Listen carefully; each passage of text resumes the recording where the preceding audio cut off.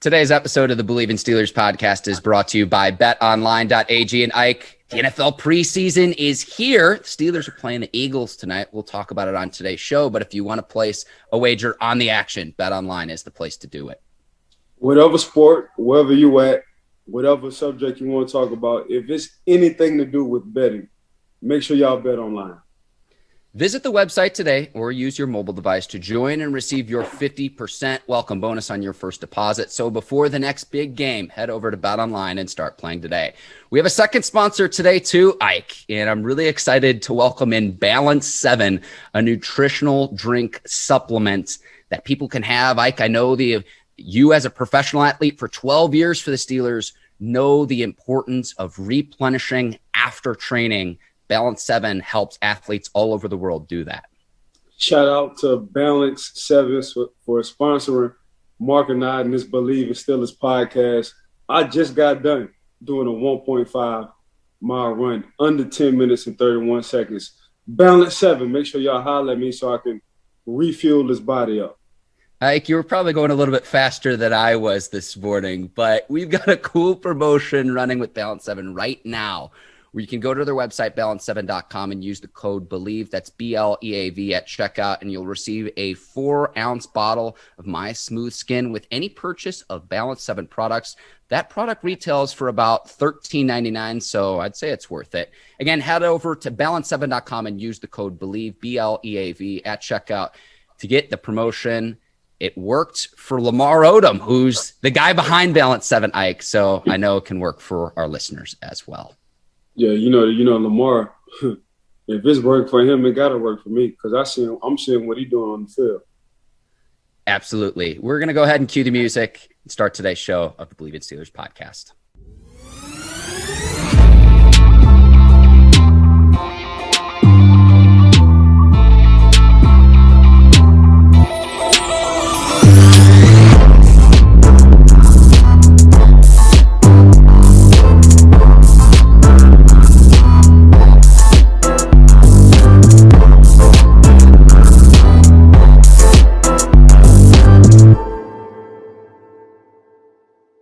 Into another edition of the Bleav in Steelers podcast on the Bleav Podcast Network. I'm your host, Mark Bergin, joined as always by my guy, 2-time Super Bowl champion and 12-year veteran of the Pittsburgh Steelers, Ike Taylor. Ike Taylor, IT, happy Friday Eve, my man. Steelers play tonight. A lot to talk about on today's show. You're back from Canton. I'm excited to chop it up today.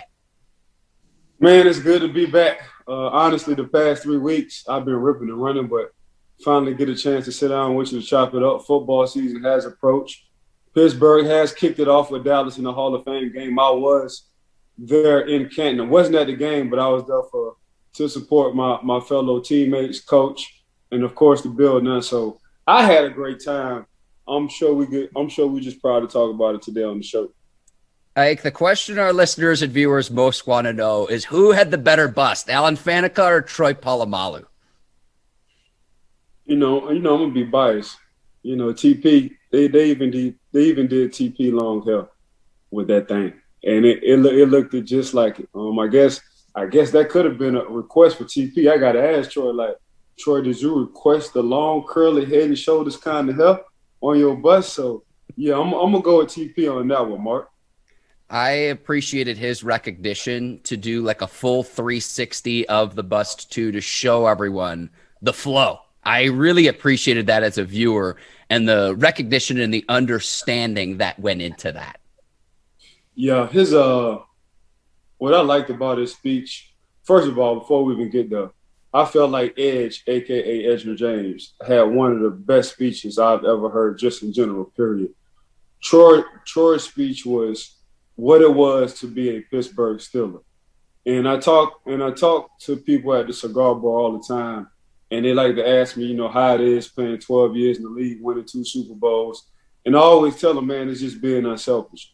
And Mark, we always talk too, like we didn't really know each other at first, but just gradually working together, listening to your mom, listening to your dad, listening to your family, listening to my homeboys, listening to my mom, listening to my family. If they ain't know no better, they thought we've been growing up since we was kids. You know what I'm saying? But it's just the unselfishness that you have towards me, that I have towards you, whether it's the work schedule, maybe we got to reschedule something. It's just part of that. So I just try to bring what we have on the Bleav It's Still a podcast off of what I was taught on the Steeler tradition and the Steeler way. And that's being totally unselfish and always caring about your brother. And I think it's like a 55-second clip that I posted on my Instagram, Troy just talking about what he feels and what he believes on what it is being a Steeler. And I just try to use that in everyday life. The part where he discussed the Steelers culture was also my favorite part too, Ike, because the part where he said, and I'm paraphrasing here, the only validation any Steelers player should seek should be that of the former legends who have donned the black and gold. I've got goosebumps on my arm right now just thinking about that, Ike. And to me, that just came from the heart. And I just consider myself so lucky to be able to be even talking to you as we head into our third season of doing this show, Ike, and just knowing you and all the experiences that you had in 12 years with Troy. It meant that much more to me watching his speech this last weekend. What was that? That had to have been Saturday night. Yes, actually, it was Friday. It aired on Saturday. You know what I'm saying? So, okay. So for that point, it's just we always say in how we look at players coming out of college or just other players in the league, oh, he could have played with me. And when we say, oh, he could have played with me, all that's saying, one, you're a Steeler. Two, you're a damn dog. And that's all we wanted to be around when I played with damn dogs. Coach Tomlin got a saying, I'd rather say whoa than sick 'em. And he didn't have to say sick 'em at all on our defense. You know, he always had to pull the leash back from us, and that's how it was. But we just learned that from the 70 Steelers, the late to mid 90 Steelers, and especially when you play defense. Like, we don't even care about the offense. All we care about is smashing faces on the defensive side and taking care of your brother. You know, I ain't gonna say brainwashed, we was taught to give the offense as many opportunities as possible, regardless on what the situation was. We was taught to defend every blade of grass, whether it was on the 2-inch line or whether they was on a 40-yard line.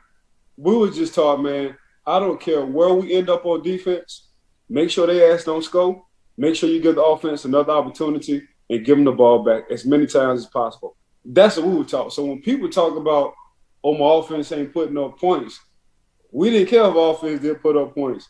We told the offense, okay, let's see if the defense, can get 7 to 10 points a game. That's how we felt. So when we did get help from the offense, of course we won Super Bowls, but our goal, and I was talking to Brian McFadden and Chris Hope, and we were just reminiscing. Our goal was 14 points a game.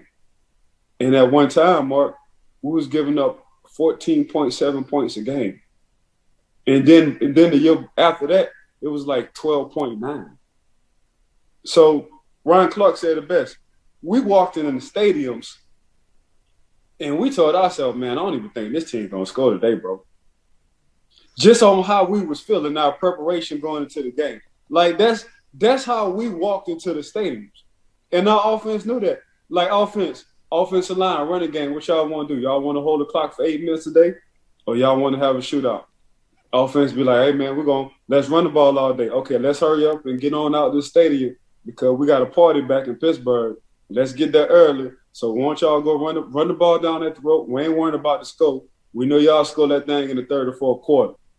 You know, just give us some time to recoup because we're going to keep giving y'all the ball back. Just give us some rest. Okay, that's how that's how it was.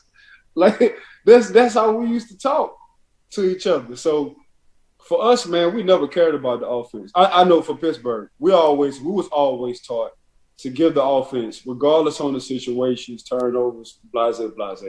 Make sure y'all get them boys the ball back as many times as possible. Make sure the opposing team don't score. And during all this process, make sure you hurt somebody on the other side of the football field. Certainly a different era, and what a weekend it was for the Steelers. I do want to go on the other side of the ball, though, because Alan Faneca, okay, his float was incredible on his way to Canton. If I ever have a parade in my honor, I hope it's half as cool as the float that Alan Faneca had. 206 games in 13 years, Ike. He was called for holding only 4 times in his career. And one of the NFL throwback social media accounts posted some of the clips he had as a pulling guard in the NFL in those 13 years. As good as they're come when you talk about being able to maul dudes at the line of scrimmage. Yeah, LSU, hometown boy, Alan Faneca. Y'all know him as Alan Faneca. We know him as Red because of his red hair. So we used to call Al Red. Probably the most or one of the most versatile athletes I've seen on the offensive line in general. One of the smartest I've seen on the offensive line. And he just so happened to have a mean-ass attitude when he was on the field. You know what I'm saying? So at some games he played guard, some games he played tackle, and if you needed him to play center, he could play center. And I'm talking about being a Pro Bowl, all-pro kind of guy in Alan Faneca. But what struck me was when I came in my second year, and it was a cat blitz. Coach LeBeau called it cat blitz for me. So that means cat means corner is blitzing. And I was at least 15 yards away. And Alan Faneca called me out. And I said, what the freak?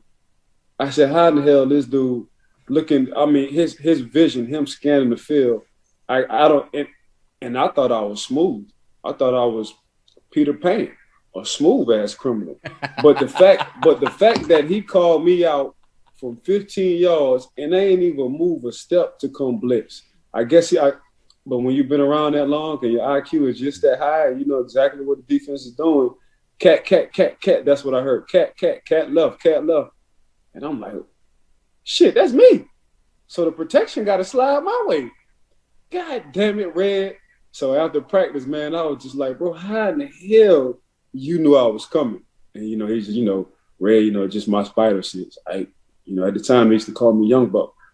Just my spider sense, Young Buck, gave me a feeling that you was coming. I know he ain't want to tell me because he ain't want to give away why I was coming. But, man, it's just his IQ level, man. Red is a Steeler. And usually when Pittsburgh Steelers draft offensive linemen in the first round, they usually go to the Hall of Fame. You know what I'm saying? And we'll talk about, Pounce in a couple of years as well. That's just what it is. We'll talk about the Castro in a couple of years as well. That's just what it is when you go in the first round for the Pittsburgh Steelers. But, yeah, man, Red was just something totally different. And I'm going to also be biased because he's from the city. He's from Louisiana, so he's a Louisiana boy. So that's what I love about Red. He was cool as hell off the field, mean as a mother on the field. And that's just how it was with him. But you want to talk about a high IQ mark on the field, man, I never seen nobody with that high of an RQ, especially with a young quarterback, Big Ben, just making his way into the league. 7 really ain't have to do too much his first couple of years because, he was blessed by offensive linemen who were not only smart, but Pro Bowl / Hall of Fame kind of guys. Bill Cowher, Donnie Shell, and the late Bill Nunn also getting inducted this past weekend. Ike, I've got to ask, what's the best story that you can share being around your Steelers teammates this past weekend? Oh, man, first of all, they say I age well, which I thought that was my ego. I was like, oh, hell yeah. I said I look younger than all y'all, for real. Like, y'all need to come down and get on some of my regiments on what I'm doing to make myself look this young, because y'all looking old as hell right now. That's one. 2, surprisingly, what we did talk about, what we didn't know, what I didn't know, Bill Nunn, of course, we feel like Bill Nunn was one of the founders of getting, HBCU guys into the league and drafting guys from black colleges, with the 70 Steelers and them winning 4 Super Bowls. Coach Cowher, his journey, he's a Yinzer, and what I mean by Yinzer, he's from Pittsburgh. So, when he became the Pittsburgh Steelers head coach, that was a perfect fit for that city. Hard-nosed, blue-collar, played special teams, didn't take nothing for granted, always was on edge, but was a player's coach. That's who Coach Kyle was. I'm glad I won a Super Bowl with him. He was hard on his players, even hard on his coaches, but it was just love coming from Coach Kyle because his role, not only as being a football player in the league, but his role from coaching-wise was a tough road. So everything he got, he earned. There was nothing given to Coach Kyle. Fast forward to Donnie Shell, I say, damn, Donnie Shell was an undrafted free agent, went to South Carolina State. They moved him from linebacker to safety. Why in the hell it took him 30 years, having 51 picks, leading all strong safeties in the National Football League history, to get to the goddamn Hall of Fame? That kind of blew my mind. 51 picks, leads all the stats for strong safeties, undrafted free agent. And it take the man damn near 30 years to get to the Hall of Fame with 4 Super Bowls? Something ain't right. Something ain't right. So it blew my mind when it was giving me his stats. I said, 51 picks, 4 Super Bowls. He was Mr. Clutch. So he led Pittsburgh. So back in the day when Mel Blount, Rocky, and all them boys was back there, he was leading the team in interceptions for a couple of them years? Yes. Why the hell did it take the man 30? Oh, I get it. I get it. It's too many. It's too many Steelers in the Hall of Fame. LC Greenwood is another guy, Ike, 4-time Super Bowl champion, 6-time Pro Bowler, where another player where you look at his credentials, and I'm asking myself the exact same thing. The Steelers can't help.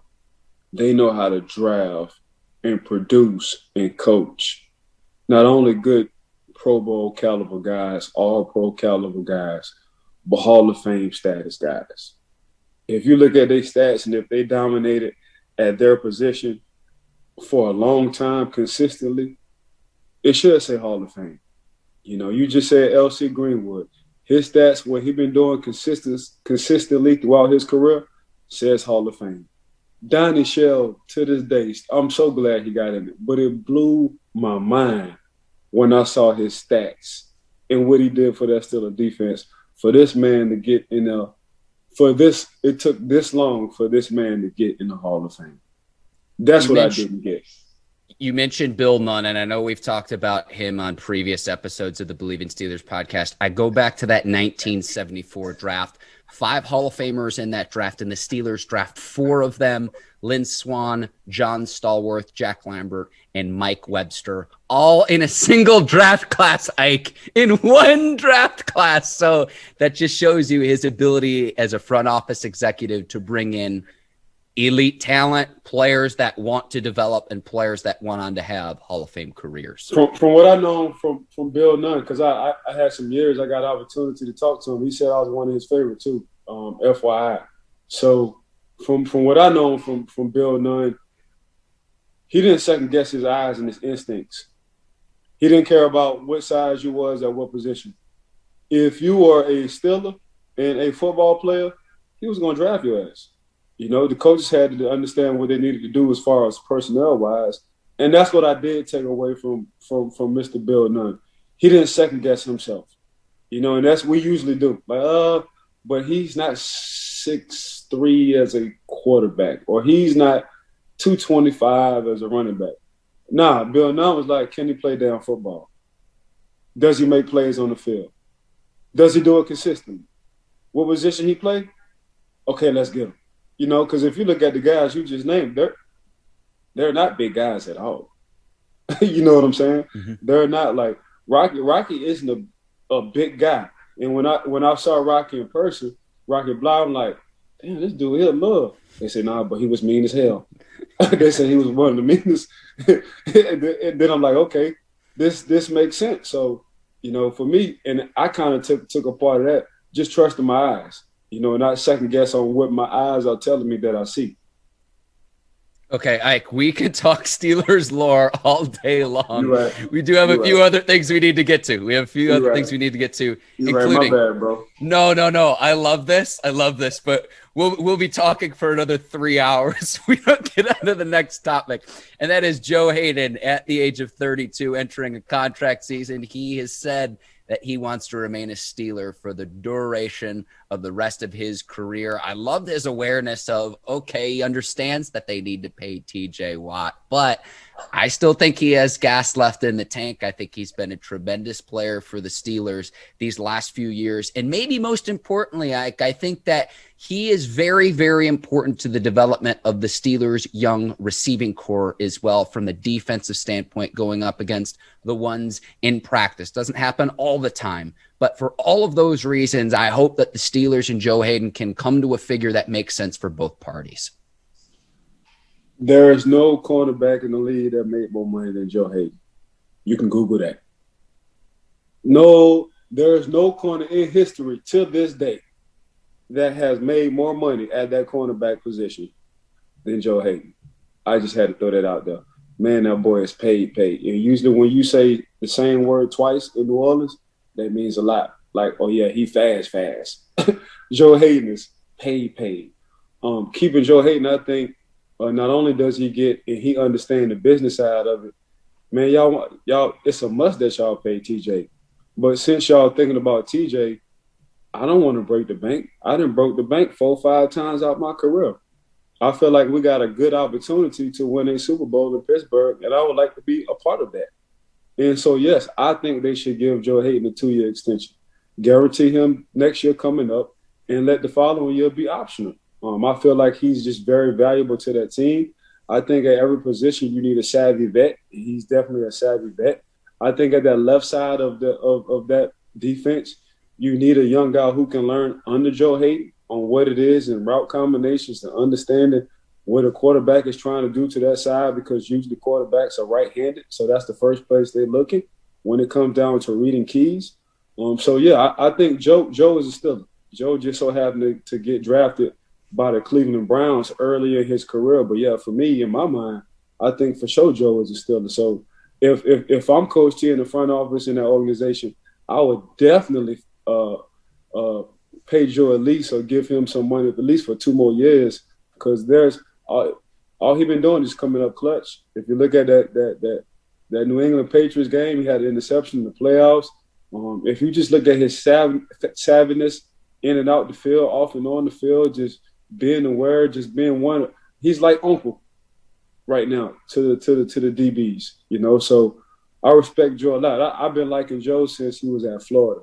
So that's letting you know how much of a fan I am about Joe. Even when he was at Cleveland, I thought highly of Joe. So the fact that Joe, I'm kind of mad I didn't get an opportunity to play with him either. But even though Joe is a Pittsburgh Steeler now, I would definitely re-sign Joe, give him a 2-year deal. He is due $7 million in the 2021 season, which would take his career earnings, Ike, $121 million. Granted, I know you're tax guy and you're going to say that doesn't all go into his pocket. I understand that. But you mentioned him being among the highest paid corners in the league. There you go. And you want to know who his agent is, Ike? Drew Rosenhaus. So there you go. Yeah. I mean, I got 120, you take 120 out of taxes. I'm coming home with 85. That's a lot of money, bro. Like I was mentioning the development of the young receivers, and speaking of which, it's a great segue. I love that Mike Tomlin shut down this report that James Washington had requested a trade. I'm not trying to call it Adam Schefter. He's elite at what he does. He and Ian Rappaport of the NFL Network are the best at what they do. But finally, it's like, who are we going to trust here?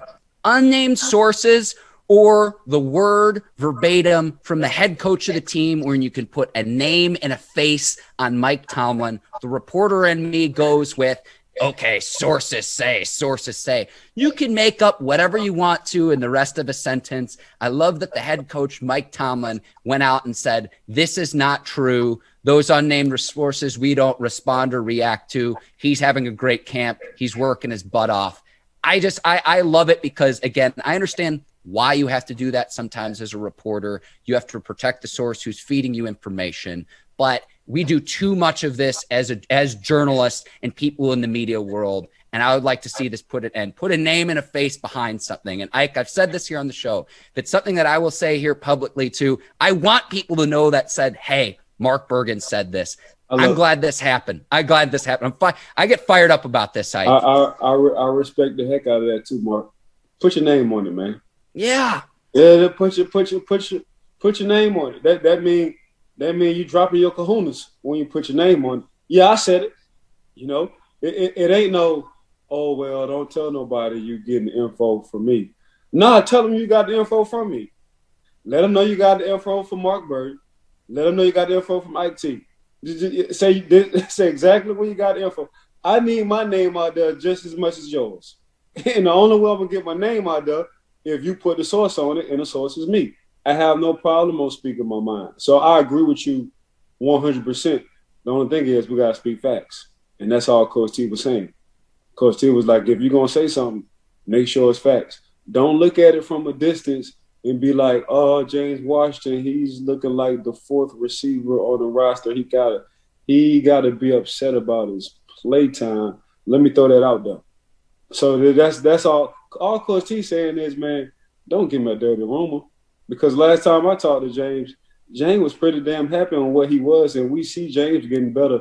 Did you not see the compliments he's getting from Big Ben on how he should be playing more?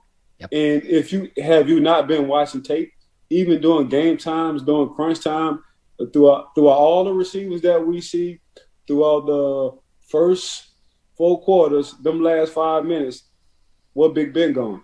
He going to number 13. I've seen a couple of games where he went to number 13 during the crunch time. So say what you want to say, man. All Coach T was saying, man, y'all need to stop with these dirty rumors. Now, I understand where he's at on the depth chart. He's entering a contract season. So is Juju. So he might be there next year and Juju might not be. And I understand you want more playing time, only playing 44% of the team's offensive snaps. And I did think it was interesting, Ike, that the Steelers did not make him available for the media availability. But until I see someone else come out and say something to this, again, it's speculation and hearsay. I don't know who Adam Schefter's source was, but I thought it was pretty telling that Mike Tomlin shut this down from the get-go. And again, putting a name and a face behind a report that just has unnamed sources. That's just my 2 cents worth with that. No, I agree with you 100% when it comes down to the unnamed sources. Put your name on it. It drives me insane. It drives me insane. Because if you got a brand, like I'm selling the cigars. We got to Bleav in still a podcast. Mm-hmm. If you got shoes, Nike not about to put Nike isn't about to put nothing on the shoes. They gotta go with their damn Nike check. They say that's our product. You know what I'm saying? Same thing giving info. These unnamed sources, like, nah, man. Say I want somebody to say I said it. It gives any report just so much more authenticity, credibility instead of just sources. And then I have to wonder, okay, who could that potentially be? Who stands to benefit? Who doesn't stand to benefit? And you get into a list of questions where it's like, if you just know who the person is saying that, you can understand their rationale, their motivation, their intention behind it. No, I agree with you. Okay. Ike, a few more segments to get to. Lamar Jackson is refusing to get the COVID-19 vaccine. Now, this is the second time he's tested positive for COVID, and I'm going to focus on this angle. I know we've talked about this in the past. Mm-hmm. If he does not get the COVID-19 vaccine and he's even exposed, that is missing a minimum of 10 days during the regular season, which could potentially be 2 weeks, 2 games that you could miss. When I heard this, Steelers fans are really fans for the rest of the AFC North. So if you're a fan of the Browns or you're a fan of the Bengals, this should be music to your ears. If the starting quarterback, the former league MVP, is not going to get the COVID-19 vaccine, media members will continue asking questions. Hey, Lamar, are you getting the vaccine or not? For that reason, it has to do with football purposes. The threshold is much higher to come back if you're unvaccinated and test positive than if you are vaccinated and test positive. And here's what I mean by that. 10 days minimum missed if you test positive and are unvaccinated. Right. If you are vaccinated, you just need 2 negative test results 24 hours apart. Again, if you're in the rest of the AFC North, this has to be music to your ears. Just purely from a pure football standpoint. Man, welcome to America, you know? Well, we have these options, where it's not mandatory. And we talked about this a couple of weeks ago. Mm-hmm. Y'all saying it's voluntary, but y'all damn near say I better do it. But Lamar's in a different position when it comes down from the financial standpoint. Now he got to look at it like, do I want to sit out these 10 days? Do I get suspended? Do I forfeit games for my team? But we don't know his reason why. And he don't have to tell us his reason. Like, that's not for us to know. It could be religious reasons. Maybe he want that thing to get FDA approved. Maybe he might have told his coaching staff, you know what? As soon as this vaccination get FDA approved, I'm all in. But until it's FDA approved, I'm just going to take my chances. How can you argue with that? How can you argue with that? So I'm the same way. Until it get FDA approved, I'm all in with the vaccination. Mm-hmm. All in. So basically, you're telling me I can still catch it even though I'm vaccinated, and then after that, you're going to tell me the symptoms are not going to be as worse? Well, what if you have the antibody? What if I did catch it one time and now I got an antibody? Now what? So is my antibody better than the vaccination? So it's when you talk about getting vaccinated, it's a lot of scenarios. I don't know his religion. I don't know if he's just waiting for the FDA to approve it. I don't know if he just don't want to take it, period. But Lamar going to have to come to this conclusion. Okay, do I forfeit? Do I give money? Do I put my team in harm's way on me not playing? So right now, the Baltimore Ravens are fine on what he's doing. So obviously, they know something we don't when it comes down to this vaccination. Yeah, but 90% of the league is vaccinated, Ike, and I don't know what kind. I know, but listen. DeAndre Hopkins the same way though. DeAndre said the same thing. Like, so, and that's what I'm saying. You're saying 90%. So what if they said you don't have to? Just like Cole Beasley. Cole Beasley said, man, I don't know enough about the vaccination. Basically the same thing I'm saying. At least FDA approve me. At least do that for me. So basically you want me to get a shot of what? That's how these boys. So I get the shot. So what's in the shot is what they're saying. So when you shoot me up, what's in the shot? All I'm saying is when he potentially misses 2 weeks of games in the middle of the season, and you look at the team's over-under win totals, Lamar Jackson's passing total, his rushing output this year. Again, when I heard this news, if you're a Steelers fan, a Browns fan, or a Bengals fan, it's from a purely football standpoint, it's just like, what are we doing here? What are we doing here? My health is more important than football. That's how Lamar Jackson is looking for it. So you mean to tell me I can still catch it with the vaccination, and y'all gonna put stipulation and rules on if I'm vaccinated on the reason why I can come back? So if I'm not vaccinated and I still test out negative twice and took me twice back to back, you still gonna give me hell about it? So you just trying to, I'm gonna make you like this religion. Basically what the NFL is saying. Yeah. I'm gonna make you like this religion. Even though you don't want to, I'm gonna make you like this religion right here. Or I'm gonna make you like this female. Or I'm gonna make you like this food. Nah, everybody ain't bowed down to that. You know what I'm saying? So I get what you're saying from a fan perspective. And obviously, Baltimore really hasn't been raising hell about what he's been doing anyway. So they must have talked already. Lamar must have told him how he truly feel about being vaccinated. Well, because I know this was a huge storyline with Kirk Cousins earlier when he said he would not get vaccinated as well. Again, this will continue to be a storyline, though, Ike, for as long as this plays out. And again, I go back to don't fault media members in this circumstance of, oh, you're just trying to stir the pot. You're just trying to get clicks and everything. That's not what's going on here, Ike, because of that threshold of the 10 days versus 2 negative tests 24 hours apart. 2 different thresholds there. That's what I'm trying to point out from the football standpoint. This storyline's not going away anytime soon. No, one that's not going to go away because of who he is. If it was a 4th-string quarterback, wouldn't nobody care. So it's because of who he is, what he has done in the National Football League in this short amount of time, and his first and last name is Lamar Jackson. So we will continue to talk about this until you know, either Lamar get vaccinated or he say why he doesn't want to do it or why he is doing it. So I'm just looking at it from his point of view. Like, his point of view could be a few different things. It could be religion. It could be family issues. It could be medical issues. It could be, man, I'm just waiting for the FDA to approve. I know a lot of people are just waiting for the FDA to approve something. And once they approve it, they all in with it. So it just depends on who you are, man. But right now, your name is Lamar Jackson, so we definitely going to talk about it. Since it's COVID and everybody got to be vaccinated in their stipulations to being vaccinated or without being vaccinated. Well, insert Trace McSorley, the immortal Ravens backup quarterback, Ike. So, yeah, see, you're rolling your eyes, but that's the difference. That's the difference of what I'm talking about from the quarterback standpoint.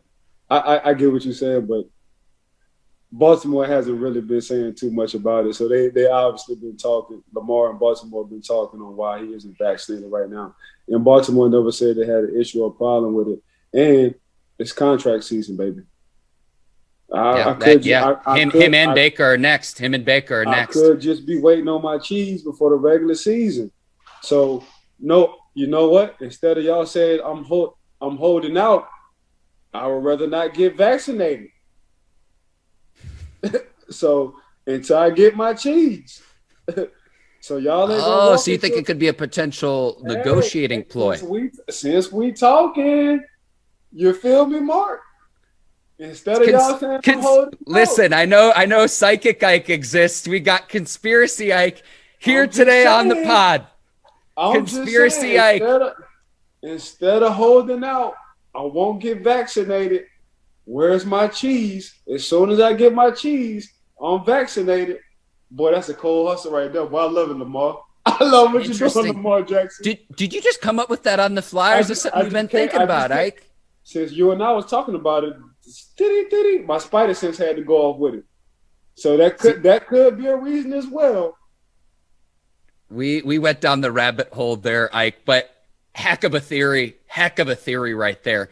We've got football tonight, though, Ike. Steelers at Eagles, second preseason game. Big Ben will sit again. Mason Rudolph to start for the beloved black and gold.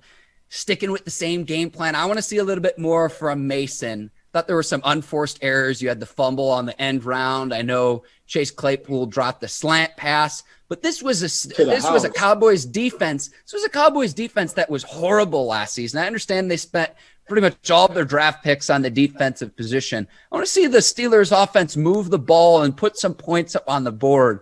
3 points in the first half of the Hall of Fame game. I know our guy Damashek says it's like a war reenactment. It was like a war museum in the preseason opener against Dallas.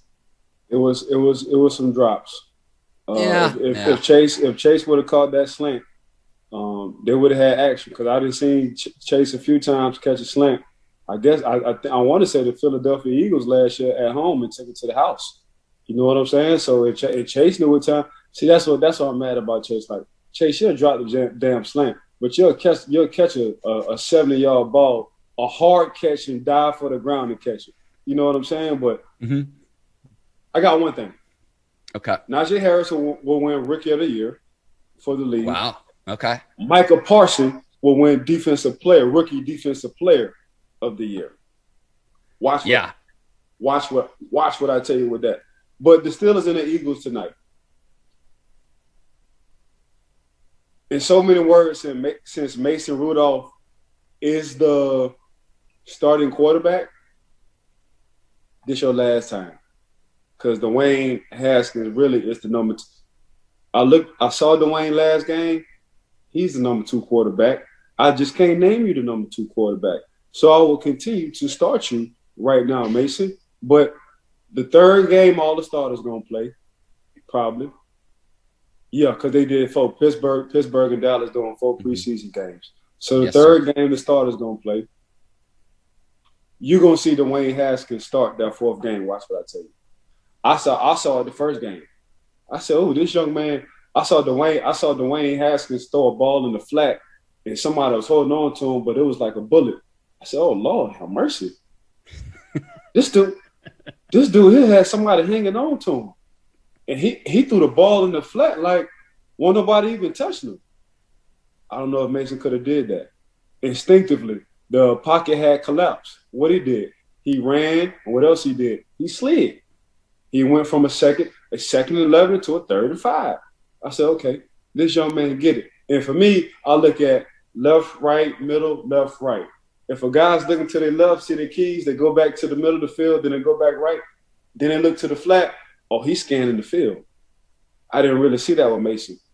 I saw Dwayne scan the whole field. He scanned the field, and you always, as a quarterback, your offensive coordinator tell you, man, look for your check down. Your check down is your running back coming out to the flats slow after he blocks. I saw that consistently with Dwayne Haskins. I didn't see that consistently with Mason Rudolph. Once I saw that, I said, man, he's the number. They just saying, and they giving Mason Rudolph all the opportunities. And that's exactly what Coach T will say. Yeah. We gave Mason Rudolph all the opportunities we could.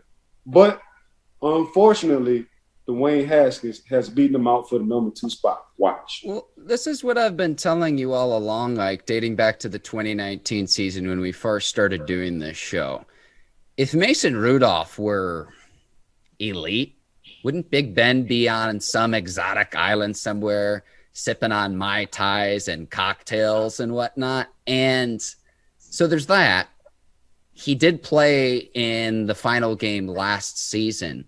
He has had the opportunity to prove himself. And another thing, too, dating back to that 2019 season, if Mason Rudolph had it, and I can't always explain what that is, sometimes it's just an intangible, would we know who Duck Hodges is as a quarterback, an undrafted rookie who came in to try to right the ship for the Steelers season during that 2019 season? So he'll have another opportunity on Saturday night against the Eagles, but it's like, how many opportunities do you get to try to prove yourself? And he's playing with the ones, he's playing with the other skill position players, where he should have every opportunity to prove himself. And if he can't do it, then let's see what Haskins can do. Yeah, but to his defense, going into Cleveland, they didn't even play their starters, Mark. In that game they didn't, but in the preseason opener. Now you talking about it. You talking about it factor. Like, Mark, you just gonna name going into this season. You just gonna name 6 guys who play quarterback in the NFL that you feel like they have the it factor. You know, I hear you. You know what I'm saying? So like, and I love Dak. Does Dak have the it factor? No. I love Baker Mayfield. Do he have the it factor? No. But they're starters in the league. Like, I love Phillip Rivers when he played. Did he have the it factor? No. But he was a long-time starter in the league. Peyton Manning, it factor. Tom Brady, it factor. Aaron Rodgers, it factor. Russell Wilson. Well, when I say it factor, I'm not talking about a Hall of Fame player, but I'm talking about a potential successor to Big Ben. And I just, from the opportunities he's had, I haven't seen it to this point. And I'm still of the notion, Ike, and I want to see more of Haskins. I'm still of the notion that Big Ben's successor is not on this roster. I've said that before, and I'll say it again. I think Dwayne Haskins is Big Ben's successor. My personal opinion. I want to see more before I come to that conclusion is the point I'm trying to make. And I've seen enough. So I get what you're saying. Yeah. But, I mean, like my point is, like, I understand it's one game, and I try to look at multiple game sample size, like, you know that about me. But when you're putting up 3 points against a Dallas defense that was terrible a season ago, I'm just like, again, how many more opportunities can you get? But we'll see how that shakes out, and I'm excited to watch the game tonight. You've got the Battle of Pennsylvania, Ike. You can see which city reigns supreme between the Steelers and the Eagles. Yeah, I got the Steelers all day. You know, I think the Steelers right now with the new coach, Jalen Hurts will start, they said, tonight. So it's going to be interesting to see how he left off last year. He made a pretty cool impression on me. Got to see if he's just real consistent on doing it as a starter in the league with Jalen Hurts and company. So they wind up getting, you know, one of his targets from Alabama. So we'll see what's going on. For me, it's just the head coach. I want to see where the head coach head at when it comes down to controlling his team. Pittsburgh Steelers, I think this is second go. I think Devin Bush is going to play this year. Play this game for the Steelers, and he was out with the injury last year. So we'll see what's up with that. But I think the Pittsburgh Steelers, this should be a easy win. You know, yeah, that's how I feel. I feel the Philadelphia Eagles going to come out swinging, and they should, but they still going to get them hot L's, as Uncle Shannon Sharp would say. They still going to come out with an L. So I got a Pittsburgh Steelers winning tonight. Mark? Let's go 4-0 here in the preseason, Ike, especially with our sponsors of Bet Online. They're able to make this show happen. Balance 7, our newest sponsor. The folks over at Brinks TV, John Brinkus, Courtney Vargas, her team there, the Bleav Podcast Network, and you, IT, Ike Taylor, number 24 of the Pittsburgh Steelers. All of those people make this show possible week in and week out. I want to appreciate all the sponsors, which Mark just said. Brinks TV, Bleav It Steelers Podcast, Bet Online for show, Balance 7. Thank you and for sponsoring us for the show right here. Mark, thanks for working with me, taking your time out your schedule once or maybe twice out the week. So just want to appreciate everybody, like you say, man, just making all of this work for us. Teamwork always make the dream work. Enjoy the game tonight. Steelers, Eagles. For Ike Taylor, I'm Mark Bergin. Thank you for listening to the Bleav in Steelers podcast. We will see you next week. Take care, and so long, everybody. Peace.